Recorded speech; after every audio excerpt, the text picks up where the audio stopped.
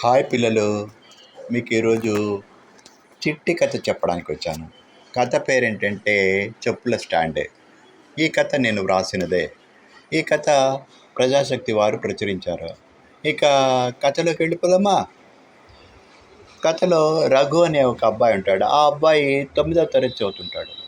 ఒకరోజు అమ్మా నాన్నలతో కలిసి పెద్దనాన్న ఇంటికి వెళ్తారు. పెదనాన్న ఇంటికి వెళ్ళగానే ఎంట్రన్స్లోనే చెప్పుల స్టాండ్ పక్కన ఒక టీపాయ్ ఉంది. వీళ్ళు ఎందుకు ఇక్కడ పెట్టారు అనుకుంటూ రఘు లోపలికి వెళ్తాడు. పెదనాన్న కుటుంబ సభ్యులతో సరదాగా గడుపుతారు. మధ్యాహ్నం భోజనం టైం కాగానే పెద్దమ్మ అందరూ లేచి భోజనానికి రండి అంటూ వంటగదిలో నుంచి గట్టిగా ఉంటుంది.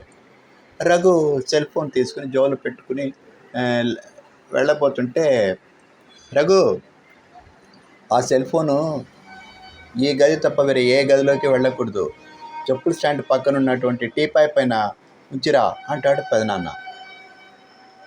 ఎందుకు పెదనాన్న అంటూ ఆశ్చర్యంగా చూస్తాడు. అసలు అర్థమే కాలేదు రఘుకు. రఘు, సెల్ ఫోన్ మనకు బానిసగా ఉండాలి, కానీ మనం దానికి బానిస కాకూడదు. మనం దానికి బానిస అయ్యామంటే చదువు, ఆరోగ్యం దెబ్బతింటుంది. ఇప్పుడు ఇంటి ముందు కాపలా కుక్క ఉంటుంది కదా, అలాగే సెల్ ఫోన్ చెప్పుల స్టాండ్ పక్కన ఉన్నటువంటి టీపాయ్ మీదే ఉంచుతాం. మా అమ్మాయిలిద్దరూ ఇలాంటి షరతులు పాటించినందువల్లే చదువుల్లోనూ ఆరోగ్యంగాలోనూ బాగున్నారు అంటాడు పెదనాన్న. అప్పుడు రఘు గుర్తుకొస్తుంది. రాత్రిపూట తల్లిదండ్రులకి తెలియకుండా దుప్పటి కప్పుని సెల్ ఫోన్లో వీడియో చూడడం, తర్వాత నిద్ర లేకపోవడం వల్ల తరగతి గదిలో తూగుతున్నప్పుడు మాస్టర్ తిట్టడం. అవునవును, సెల్ ఫోన్కు నేను బానిస అయ్యాను, అందుకే ఇలాంటి చెడు అలవాట్లన్నీ వచ్చింది అనుకుంటాడు.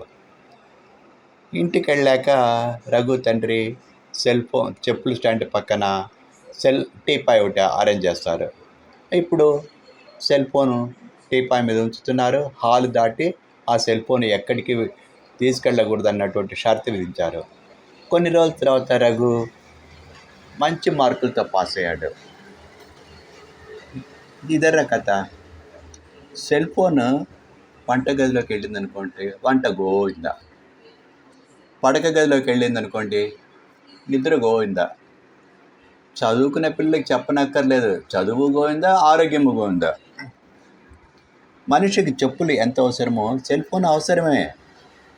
ఇప్పుడు చెప్పులు గుడి లోపల నీకు అలౌ చేయరు కదా, గుడి బయటే ఉంచుతారు కదా, అలాగే సెల్ ఫోన్ కూడా మనం అలా ఉపయోగించాలి. మన ఇల్లు గుడి లాంటిది. హాల్ దాటి వేరే ఏ గదిలోనికి సెల్ ఫోన్ వెళ్ళేలా చేయొద్దండి. సెల్ ఫోన్ మనకు బానిసగా ఉన్నంత వరకు మన ఆరోగ్యం, చదువు అన్నీ బాగుంటుంది. ఈ కథ మీకు నచ్చిందంటే పిల్లలకు చెప్పండి. లేదంటే నేను మీ సమయాన్ని వృధా చేసినందుకు మీకు నేను సారీ చెప్పుకుంటున్నాను. బాయ్.